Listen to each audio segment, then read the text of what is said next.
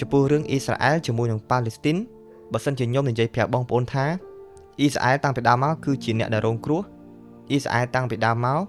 គឺជាអ្នកដែលត្រូវប៉ាឡេស្ទីនរកគៀនហើយនឹងញោមយីរហូតតើបងប្អូនជឿខ្ញុំអត់ខ្ញុំដឹងថាចម្លើយភាគច្រើនគឺដឹងតែអត់ជឿហើយ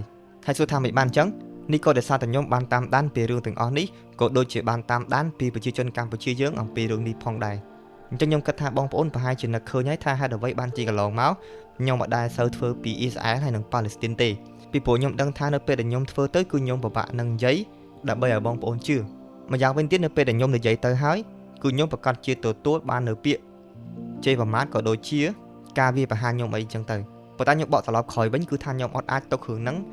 នៅតែឲ្យបងប្អូនយល់ច្រឡំតទៅមុខទៀតគឺខ្ញុំមិនអាចទុកចោលអញ្ចឹងបានទេខ្ញុំត្រូវតែយកមកនិយាយហើយសួរថាមិនបានខ្ញុំដឹងថាបងប្អូនភាគច្រើនមិនជឿពីព្រោះថាកន្លងមកបងប្អូនបានឃើញព័ត៌មានលៀបពណ៌ជាច្រើនបងប្អូនបានឃើញបុគ្គលមួយចំនួននៅក្នុងបណ្ដាញសង្គមបាននិយាយលៀបពណ៌ទៅអ៊ីស្រាអែល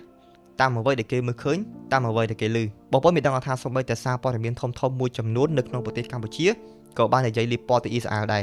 បងប្អូនមានដឹងថានៅពេលដែលអ៊ីស្រាអែលហើយនិងប៉ាឡេស្ទីនចាប់កំណើតមកគឺថាប៉ាឡេស្ទីនបានរកគៀនក៏ដូចជាធ្វើទុកបុកម្នេញអ៊ីស្រាអែលរហូតប៉ុន្តែបាននិយាយពីការចាប់កំណើតរបស់ប្រទេសពីរនឹងវិញបងប្អូនអាចទៅស្រាវជ្រាវក៏ដូចជាទៅស្ដាប់វីដេអូអ្នកផ្សេងនិយាយបានថាប្រទេសពីរនឹងកើតឡើងបានយ៉ាងដូចម្ដេចពីព្រោះថារឿងហ្នឹងគឺវាវែងឆ្ងាយអញ្ចឹងខ្ញុំអត់និយាយដល់រឿងហ្នឹងទេគឺខ្ញុំនិយាយតែពេលពីបច្ចុប្បន្ននេះទេបងប្អូនមានដឹងថាតាមពិតទៅមិនមែនអ៊ីស្រាអែលអាចរាជបានហើយប៉ាឡេស្ទីនអាចរាជមិនបាននោះទេបងប្អូនមានដឹងថាប្រទេសធំៗគេមិនបានបដិសេធមិនឲ្យប៉ាឡេស្ទីនបានអាចរាជនោះទេប៉ុន្តែប៉ាឡេស្ទីនខ្លួនឯងទេដែលមានចិត្តលោភលន់ហើយបានទៅចូលដៃចូលជើងជាមួយនឹងប្រទេសអារ៉ាប់ទាំង5ឲ្យមកវាយអ៊ីស្រាអែលបងប្អូនមានដឹងថាពេលហ្នឹងប្រទេសអារ៉ាប់ទាំង5គឺថាបានមកវាយអ៊ីស្រាអែលក្នុងពេលតែមួយមានន័យថា1ទល់នឹង5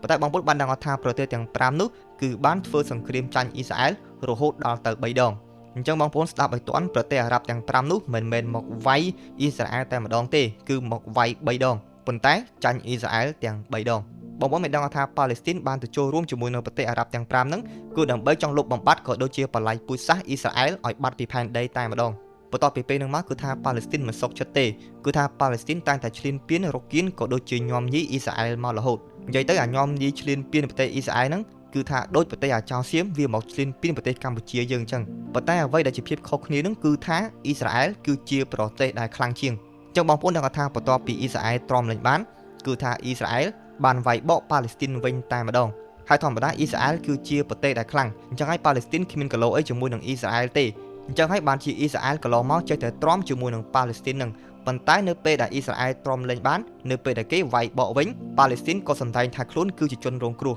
អញ្ចឹងត្រង់នេះគឺថាវាមិនខុសពីយើងប្រហែលទេខ្ញុំគិតថាបើសិនជាថៃប៉ះប្រទេសដូចជាអ៊ីស្រាអែលទើបបានវាត្រូវជាងហើយបងប្អូនមានដឹងថាពេលដែលសង្គ្រាមដំបូងហ្នឹងអ៊ីស្រាអែលក៏បានបញ្ជាយន្តហោះឲ្យទម្លាក់សម្បត្តិប្រាប់ទៅប្រជាជនប៉ាឡេស្ទីនដើម្បីឲ្យប្រជាជនប៉ាឡេស្ទីនជំលៀសខ្លួនចេញដែរមិនត្រឹមតែការទម្លាក់សម្បត្តិទេអ៊ីស្រាអែលក៏បានប្រាប់តាមទូរស័ព្ទផងដែរបងប្អូនគិតតែប៉ុណ្្នឹងទៅបើសិនជាអ៊ីស្រាអែលជាប្រទេសដែលគ្មានធម៌មេត្តាជាប្រទេសដែលមិនគិតពីប្រជាជនស្លូតត្រង់អ៊ីស្រាអែលមិនគិតបែបនេះទេប៉ុន្តែផ្ទុយទៅវិញបែរជាមានព័ត៌មានជាច្រើនលាបពណ៌ថាអ៊ីស្រាអែលគឺជាប្រទេសខុសខើអីអញ្ចឹងទៅនិយាយរួមមនុស្សអាក្រក់ទៅជាល្អចំណែកឯមនុស្សល្អគឺវាទៅជាអាក្រក់វិញបងប្អូនមានដឹងថានៅម្សិលមិញម្សិលមួយថ្ងៃនេះក៏មានសារព័ត៌មានខ្មែរមួយដែរដែលជាសារព័ត៌មានធំដែរអ៊ីស្រាអែលបានបាញ់មីស៊ីលចំមន្ទីរពេទ្យនៅប៉ាឡេស្ទីនដែលបានសម្លាប់មនុស្សរាប់រយនាក់អីអញ្ចឹងទៅហើយសារព័ត៌មាននោះបាននិយាយថាអ៊ីស្រាអែលមានមេដឹកនាំជាមេដឹកនាំខូខើអីអញ្ចឹងទៅប៉ុន្តែបងប្អូនមានដឹងថាសារព័ត៌មាននៅប្រទេសកម្ពុជាមួយនោះបានសរសេរនៅខាងក្រោមថា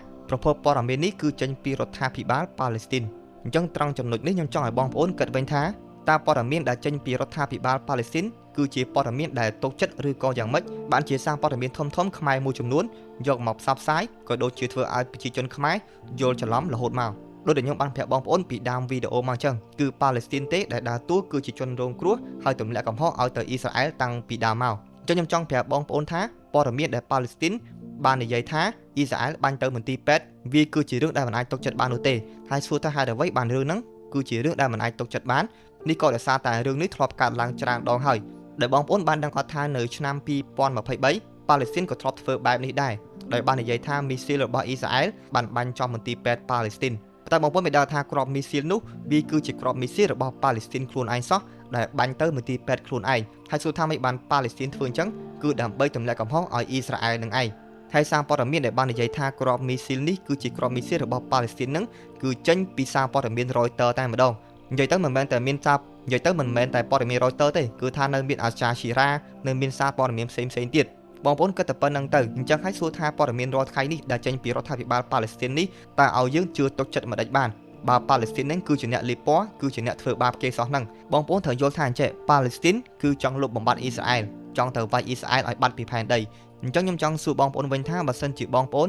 គឺជាអ៊ីស្រាអែលតើបងប្អូននឹងធ្វើបែបណាតើបងប្អូនសុខចិត្តឲ្យប៉ាឡេស្ទីននៅតែរកគៀននៅតែញោមញីប្រទេសខ្លួនអញ្ចឹងមែនបើសិនជាយើងខ្សោយគឺថាយើងអាចទ្រាំអញ្ចឹងបានមែនប៉ុន្តែបើសិនជាយើងខ្លាំងជាងគេហើយនៅពេលដែលយើងទ្រាំលែងបានគឺថាយើងដាក់វិញហើយមិនថាតែយើងមិនថាតែគេទេចឹងខ្ញុំចង់ប្រាប់បងប្អូនថាវីដេអូនេះគឺខ្ញុំបានសង្ខេបក៏ដូចជាលើកផុសតាំងមកប្រាប់បងប្អូន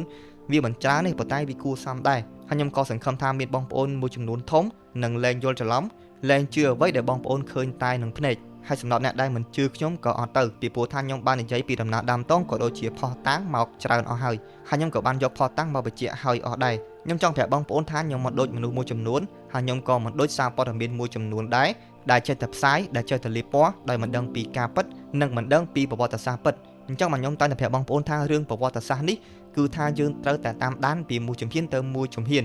គឺថាมันអាចបាត់កន្លែងណាមួយបានទេសម្រាប់រឿងប្រវត្តិសាស្ត្រនេះបើសិនជាបងប្អូនបាត់នៅត្រង់ជំហានណាមួយបងប្អូនអាចនឹងយល់ច្រឡំហើយដូចជារឿងប៉ាឡេស្ទីនហើយនិងអ៊ីស្រាអែលអញ្ចឹងប៉ុន្តែទោះបីជាយ៉ាងណាខ្ញុំក៏អាណិតប៉ាឡេស្ទីនដែរនេះក៏ដោយសារតែប៉ាឡេស្ទីនមានមេដឹកនាំជ្រុលនិយមខ្លាំងពេកបងប្អូនមិនដឹងថាប៉ាឡេស្ទីនគឺជាទឹកដីដែលគួរឲ្យអាណិតដែរដែលមានមេដឹកនាំមិនគិតពីសេដ្ឋកិច្ចមិនគិតពីប្រជាជនក៏ដូចជាខ្វល់ខ្វាយពីប្រជាជននោះទេ